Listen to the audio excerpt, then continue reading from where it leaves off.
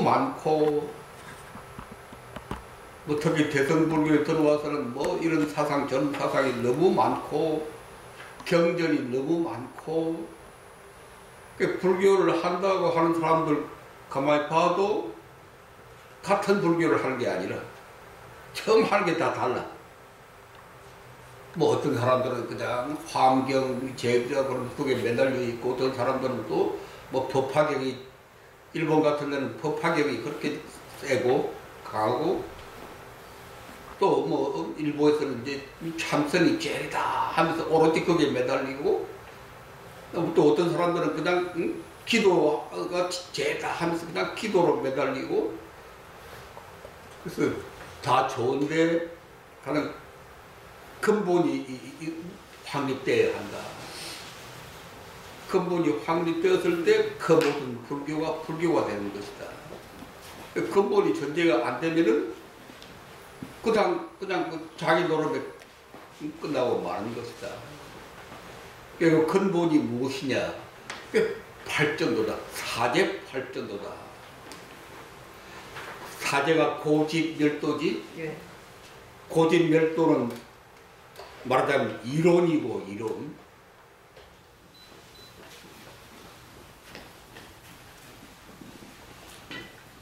우리 인생 도처에 고통이 넘친다. 그게 개인의 삶이나 가정의 삶이나 우리 국가적인 삶이나 또 세계 인류적인 삶이나 도처에 고통이 넘친다. 그 현실을 부처님은 고다. 우리가 병원에 종합검사 가면은 의사들이 진단해서 무슨 병이 들어있습니다. 이렇게 진단하는 거거든. 완전히 건강한 사람이 하나도 없잖아. 의사 앞에 가면 다 환자가 되고 다 병이 있고. 부처님은 이 세상을 고통으로 진단하셨다. 다음 집은 여러 가지 조건들이, 어두운 조건들이 모여서 고통이 생기는 것이다. 어두운 조건들이 모여서 죽음이 생긴다는 것이다. 그게 집이거든. 의사가 이제 원인을 찾아내는 거지. 뭐 검사를 하고 촬영을 하고 뭐 이렇게 해서 이 병의 원인은 어디에서 오는 것이다. 부처님은 고통의 원인은 어두운 조건들에서 오는 것이다. 그 어두운 조건들이라고 하는 게 우리가 흔히 말하는 탐진치, 욕심 부리고 남 미워하고 그냥 고집 부리고, 그런 조건들이 하나씩 둘씩 모여서 고통이라고 하는, 죽음이라고 하는 것을 만들어내는 것이다. 그게 집. 집이란 말은 조건들이 모여서 만들어진 것이다. 그런데 생겨난 것이다. 그런 것이라. 우리들의 고통은, 죽음은 운명적인 것이 아니다. 신의 뜻이 아니다. 사주팔자가 아니다. 그런 결정론적인 관찰이 아니고 조건론적인 관찰. 그게 불교 사상의 대전환이라. 그러니까 부처님 이전의 모든 사상이나 부처님 이후의 모든 사상은 다 결정론적. 대표적인 게 신의 뜻이다. 신의 뜻으로 이미 결정되어 있다. 또는 운명론, 운명적으로 결정되어 있다. 사주팔자로 결정되어 있다. 결정론적인데 유일하게 부처님은 조건론. 결정된 게 없다. 조건들에 의해서 항상 새롭게 변해가는 것이다. 이게 혁명적인 사상의 변화라. 그래서 우리 인류 앞에 희망의 길이 열리는 거지. 결정되어 있으면 우리가 아무리 뭐 애써봤자 이미 결정되어 있는데, 뭐 천의 뜻으로 뭐 천당 가는 지옥 가는 결정되어 있고, 사주팔자가 뭐 잘 살고 못 살는 결정되어 있으면 우리가 뭐 어떻게 할 바가 없잖아. 운명을 그냥 받아들이는 길밖에 없지. 그러다 부처님은 그런 거 없다. 그건 어리석은 생각이고 조건들이 모여서 생겨난 것이기 때문에, 만들어진 것이기 때문에, 만들어진 것은 반드시 소멸하는 것이다. 그게 재행무상이거든.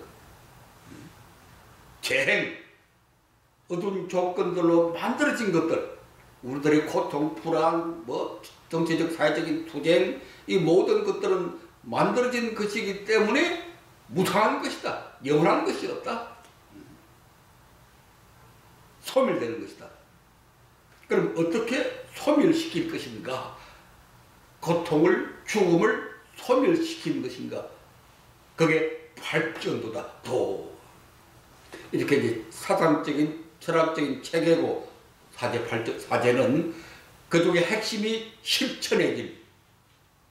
아무리 의사가 처방을, 진단을 잘하고, 조사 검사를 잘해서 알았더라도 처방을 잘못하면 아무 쓸모가 없거든.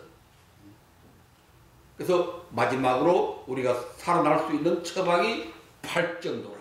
팔정도. 그래서 부처님의 모든 법문은 궁극적으로 팔정도고, 이 팔정도가 전제되었을 때 아까 말했던 여러 형태의 불교도 불교가 되는 것이다. 그러니까 팔정도가 전제가 안 되면은 불교라고 할 수 없는 것이다. 근데 부처님의 팔정도는 정견, 정사에 쭉 이렇게 나열식으로 되어 있기 때문에 그걸 또 모여서 그냥 해설하느라고 또 바빠 사람들이. 정견은 뭐고 길다랗게 늘어놓고, 정사에는 뭐고 또 길다랗게 늘어놓고, 그러다 볼일 다 봐. 그래서 그러지 말고 우리가 지금 여기서 당장 살 수 있게, 실천할 수 있게 쉽게 우리들의 삶으로 이 팔정도를 해석해내자. 그게 우리들의 팔정도.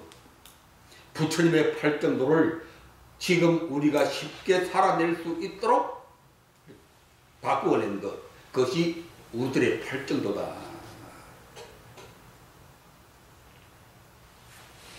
한번 읽어보면은 우리도 부처님같이, 그게 대전제라. 아까 그 영상에도 마지막 하신 말씀이 자기 자신에게 귀하고 다만 법에 귀하라. 이게 부처님 법문 가운데 최고의 법문이라. 불교가 다른 종교, 다른 사상과 다른 점. 다른 종교들은 다 신에게 의지하는 거잖아. 근데 불교는 그걸 깨트리고 자신에게 의지하라. 그리고 담마에 의지하라. 법에 의지하라. 그 법이라고 하는 것은 추상적으로 진리다 뭐다 그런 게 아니고 부처님이 살아 보이신 그 삶. 그렇게 살아라. 그것이 구원의 길이다. 그게 대천재고, 부처님같이 산다는 것이 무엇인가? 세상에 대한 연민으로, 많은 사람들을 섬기는 열정으로, 구체적으로 따뜻한 미소로 먼저 다가가 인사하라. 이거 하나만 우리가 잘 실천해도 우리 집안이 정토화되고, 우리 직장이 정토화되고, 이 살벌한 싸우는 우리나라가 정토화되고, 이 테러가 끝없는 이 지구촌이 정토화된다. 이거 하나만 잘해도. 근데 불자들이 이걸 잘 못해. 먼저 인사할 줄 몰라. 특히 출가한 스님들은 절받기만 좋아하고, 또 일부 잘못된 경우에는 앉아서 내한테 삼배해라. 그럴 때는 삼배하지 말아야 돼. 삼배는 오로지 부처님 앞에만 하는 거고, 스님들 공경하는 의미에서 인사할 때는 딱 한 번으로 족한 것이다. 그 옛날에, 지금도 좀 제대로 보는 스님들은 삼배하면 절대 못하게 하고, 옛날 선주 스님 같은 그 훌륭한 스님들은 삼배 못하죠. 그럼 화를 내시고 한 번만 해라. 옛날 어른들은 그랬거든. 이 요새 좀 잘못된 것들이 그냥 버티고 앉아서 내가 삼보니까 삼배해라. 그건 말도 안, 직업의 삼보야. 그래서 부처님한테는 삼배하고 스님한테는 공경하는 의미로 한 번만 하면 족한 것이다. 그리고 실제로 서로 먼저 인사하는 게 근본이다. 스님들이 먼저 인사해야 돼. 교회관 목사들이 먼저 인사하잖아. 정문에 서가지고 신도들 오면 인사하고 갈 때도 나와서 먼저 인사하고 그러니까 교회가 번창하는 거라. 우리 스님들이 그렇게 한번 해보라고. 사물에 나와서 오는 신도들 붙들고 인사하고 그렇게 한번 해보면 절이 뭐 말할 수 없이 번창할 거라. 근데 버티고 앉아서 그냥 성김 받기만 바라고 작은 것 하나라도 함께 나누고 적게 먹고 검소하게 절제하며 살고 고행의 길을 부처님같이란 말 속에는 부처님같이 고행의 삶을 살아간다. 아까 그 영상에도 나왔지만 부처님은 그렇게 거룩한 부처님인데 돌아가시 얼마 전까지 그냥 맨발로 바로 들고 탁발하시고 큰 가난한 마을에 들어가서 이렇게 안거하시고 그렇게 사셨는데 그 우리 불교는 뭐 조금만 뭐 하면 그냥 근사하게 꾸미고 그냥 화려하게 장엄하고 뭐 대단한 존재를 그냥 높이고 이게 뭔가 근본이 잘못돼 가지고 부처님같이 산다는 말은 끊임없이 고행하면서 참고 견디면서 가장 낮은 자세로 살아가는 것이다. 더 구체적으로 말하면 오계를 굳게 지키고 삼독성 해치지 아니하고 지금까지 말한 게 이제 부다 한마디로 연민. 다음 두 번째가 순간순간 허리 곧게 펴고 들숨날숨 헤아리며 마음 집중하여 눈앞의 현실 상황 이렇게 보는 것이다. 우리가 이제 사띠 할 때 들숨날숨 간단하게 하지만 깊이 있게 보면은 이와 같이 보는 것이 사띠하는 것이다. 재행은 무상하는 것이다. 한마디로 틀리면 사띠할 때 들숨날숨 재행은 무상하는 것이다. 이렇게 보는 거라. 그 재행무상이라고 하는 것이 무엇인가 그걸 이제 풀이해 놨는데 그게 보면은 재행무상이라는 게 불교적인 관찰의 기본인데 불교 시작할 때 뭐부터 시작하는 거니? 재행무상부터 시작하거든. 그 관찰로부터 시작하는데 이 재행무상에 대해서도 너무나 지금 왜곡되어 가지고 온 세상이 무상하다. 인생이 더럽다. 이렇게 봐버린다고. 그게 잘못된 것이고 그게 정확하게 뜻을 드러냈는데 재행무상이란 말은 지금 내 생각, 우리 주의 지금 좌파와 보도 무슨 주의 때문에 싸우잖아. 남북도 무슨 주의 때문에 싸우고 종교도 이 주의 속에 들어간다고 볼 수가 있지. 또 나라를 세상을 이렇게 어지럽히는 그 권력 이 권력이라는 게 이 세상에서 없어져 버려야 돼. 대통령을 왜 만들어가지고 대통령이라고 하는 걸 그런 권력자를 왜 만들어가지고 이렇게 그냥 세상을 분산스럽게 만들고 대통령이 뭐긴데 도대체 직간놈도 하나의 중생에 불과한데 뭘 동포 국민들 운명을 좌우하고 그 한마디가 이 악이야. 악. 대통령이라는 저 존재 자체가 악이야. 이게 또 없애버려야 돼. 왕을 없애듯이 대통령도 없애버려야 돼. 전부 자기 스스로 다스리는 그런 세상이 되어야 된다. 권력, 또 명성, 또 애정, 가장 뿌리 깊은 생명력 이런 것들이 재행이야. 재행. 어두운 조건들로 만들어진 것 그게 재행이지 이 세상이 왜 무상한 것인가. 이 세상이 얼마나 아름다운 것인데 가정이 얼마나 아름답고 직장이 얼마나 아름답고 우리나라가 얼마나 나오면 화려한 단풍 들판에 곡식들 얼마나 아름다운데 그게 왜 무상인가. 그런 게 무상하다 안 그래. 나가기 똑똑 지니까 아이고 무상하다. 그게 무상이 아니야. 말을 붙이면 그것은 자연무상이야. 나가기 탁 지는 거 그건 자연무상이라. 근데 부처님이 말하는 무상은 자연 무상이 아니고 자연스럽게 늙어가는 이건 자연 무상이에요. 이런 무상이 아니고 재행 무상이에요. 부처님 재행 무상. 어두운 조건들로 만들어진 것을 부처님은 무대 삼는 거지. 달도 차면 기울고 여름이 가면 가을이 오고 그럼 자연의 변화 그건 재행이 아니라고. 근데 전부 지금 사람들이 그것도 무상이라고 그러고 한다. 그러니까 불교가 그냥 체질적인 종교, 무상의 종교, 허무의 종교. 여러분들이 그동안 뭐 많이 공부해서 알고 있겠지만 다시 한번 분명히 할 것은 재행이 무상이지 자연 무상이 문제를 삼는 게 아니다. 자연도 무상하지. 끊임없이 변해가고. 그런데 부처님은 그것이 고통이 아니, 낙엽 지는 게 왜 고통이야, 그게. 아름다운 거지, 그게. 그게 고통이 아니라, 고라한 것은 여기 나와 있는 내 생각. 이게 나를 괴롭혀. 내 생각이 나를 괴롭혀. 주의가 나를 괴롭히고, 큰 권력 추구하는 거. 또 명성을 추구하느라고 그냥 또 오래 살겠다고 이게 그게 고통의 원인이 되는 것이지. 달도 차면 기울고 바람이 불어가고 물결 치고 그 아름다운 자연이 왜 그게 고통인가?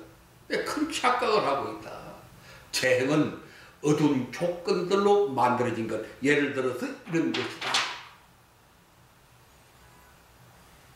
이런 어두운 조건들로 만들어진 것은 이런 것들은 반드시 소멸하는 것이다. 무상이라는 말은 소멸한다는 뜻이거든. 어두운 조건들로 만들어진 것은 영원한 것이 없어. 권력이 영원하나? 뭐 5년 하면 또 바뀔걸. 또 5년 뒤에 봐. 문재인이 또 감옥에 들어갈 줄 몰라.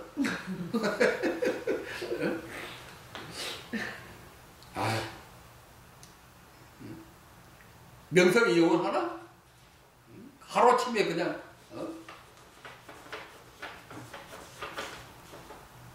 반드시 소멸하는 것이다. 만들어진 것은 어두운 조건들로 만들어진 것은 반드시 권력을 부정하는 게 아니고 대통령을 부정하는 게 아니라 대통령이 되고 권력을 잡더라도 이런 이치를 알고 하면은 진짜 훌륭한 대통령이 되고 진짜 훌륭한 권력이 되는 것이다. 이런 걸 모르니까 재무상이라는 것을 모르니까 영원한 것으로 착각을 하니까 저렇게 하는 것이다. 뭐 적폐를 청산해야 되지만 그 사람을 잡아넣는 것으로. 근데 가만히 생각해 보니까 이러다가 대한민국의 감옥이 차고도 넘칠 게 아닌가.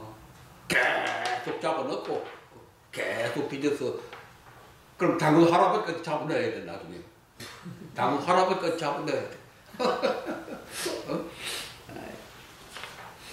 감옥이 차고도 넘칠 게 아닌가. 이런 식으로 하면 안 되지. 바로 그 멀지 않아 자기에게 돌아올 건데 정말 불교를 좀 알아야 되고 불교를 모르더라도 재무상은 알아야 되는 것이다. 반드시 소멸하는 것이다. 명성이라고 하는 것도 반드시 소멸하는 것이다. 그래서 요새 우리 좀 잘난 사람들은 이 명성 때문에 다 망해. 큰 명성을 얻으려고 그냥 온갖 짓을 다 하고. 참. 그래서 끝없는 괴로움이고 그래서 죽음이 오는 것이다. 그래서 괴로움이야. 괜히 괴로움이 아니고 재행에 매달리기 때문에 영원하기를 바라기 때문에 그 집착하기 때문에 괴로움이고 그래서 죽음이. 자연스럽게 살다가 늙어서 병들어 죽으면 그 얼마나 아름다운 거예요. 예, 근데 장례집에 가서 괜히 뭐 늘 슬퍼하고 눈물 흘리고 할 것 없어. 김주영이 죽었다고 뭐 그걸 슬퍼할 것 없다고. 열심히 살다가 갔으면 뭐 좀 빨리 가고 좀 늦게 가고 뭐 차야지 뭐 아름다운 것이다. 죽으면 아름다운 것이다. 늙고 병들고 죽어가는 것은 아름다운 것이다. 근데 그러지 못하고 마지막까지 암몽부림치고 하는 것은 이런 것에 대한 통찰이 없기 때문이다. 그래서 끝없는 고통, 끝없는 죽음의 악순환. 그러니 내달랐다 고집할 것이 무엇이 있는가? 이것이 진리다라고 고집할 것이 무엇이 있는가?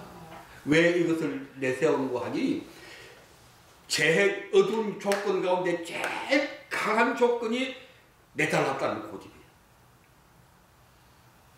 어두운 조건, 탐진치, 어두운 조건, 제일 강한 조건이 내달랐다는 고집이다. 우리가 전부 지잘났다는 고집, 지 주장이 진리라고 하는 고집. 종교하는 사람들이 제일 이게 심해. 불교가 제일이다. 불교만이 진리다. 왜 불교만이 진리야? 미친놈들이지. 왜 불교만이 진리야? 뭐 기독교는 진리 아니고 뭐 이슬람교는 진리 아닌가? 그 맹꽁이들 하여튼. 불교만이 진리가 아니야. 왜 불교만이 진리겠어? 천하에 가득한 게 진리인데 서로 인정하고 선의의 경쟁을 하면서 인류에게 봉사하고. 그래서 불교는 비교적 그런 면에서는 열린 자세를 가지고 있지만 불교들은 다른 종교들은 그게 안 돼. 그래서 이렇게 세상 싸우고 태리가 벌어지고. 그래서 불교의 역할이 중요한 것이다. 주변에 기독교 믿는 사람들 존중해 주되 그런 사고방식을 가능하면 바꿀 수 있도록 우리가 빛을 비추어줘야 돼. 우리는 불교만 제일이라고 생각하지 않는다. 기독교도 훌륭합니다. 서로 친구 삼아 선의의 경쟁을 하면서 함께 갑시다. 가장 나쁜 조건, 내달랐다는 고집, 내 주장이 진리라고 하는 고집. 주장할 게 없는 것이다. 금세금세 사라지고 소멸해가고 고통이 되고 죽음을 불러오는 것인데 뭐 내달랐다고 내세우고 내 주장이 진리라고 할 것이 있는가. 이것이 이제 사띠고, 사띠를 할 때는 이렇게까지 생각을 하지 않고 들숨날숨 무상한 것이다. 이렇게 생각하는 것으로 충분하지만 그 사상적인 배경은 우리가 확실히 알고 있어야 하는 것이다. 그걸 통해서 내 뿌리 깊은 고집을 소멸시키는 것이고 이것이 진리라고 하는 고집을 소멸시키는 것이다. 그렇게 소멸시키고 나면 그렇게 마음이 가볍고 편안하고 그렇게 세상에 아름답게 보이고 고집이 덜 앉아있으면 그게 안 돼.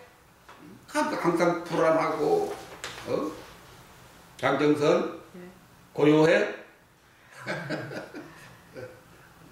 겉으로는 뭐 고요한 척 해도 항상 속으로는 욕구 불만이고 불안하고 내달랐다고 하는 그 고집 때문에 이것이 진리라고 하는 고집 때문에 이걸 싹들이 속에 이걸 피워보라. 피우면 그렇게 좋을 수가 없어. 그렇게. 다띠. 마지막에 또 아리사. 때때로 부처님도 둘러 앉으시는 평등하고 자유로운 공동체.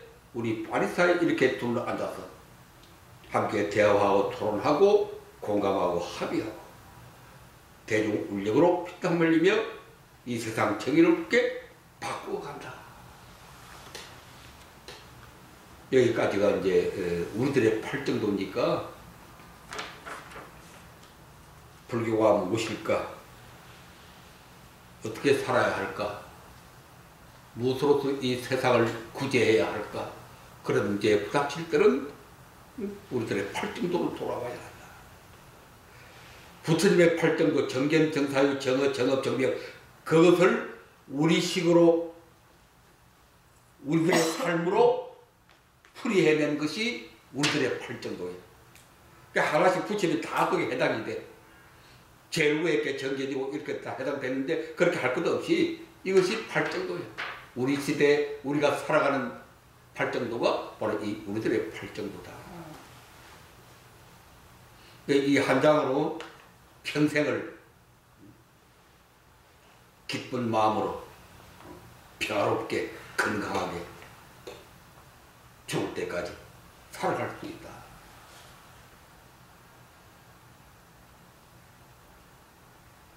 수시로 이걸 외우고 집에다 다 붙여놓고 아침 저녁으로 외우고 반자신경처럼 이걸 또 이쁘게 만들어서 이웃 사람한테 선물하고 전파하고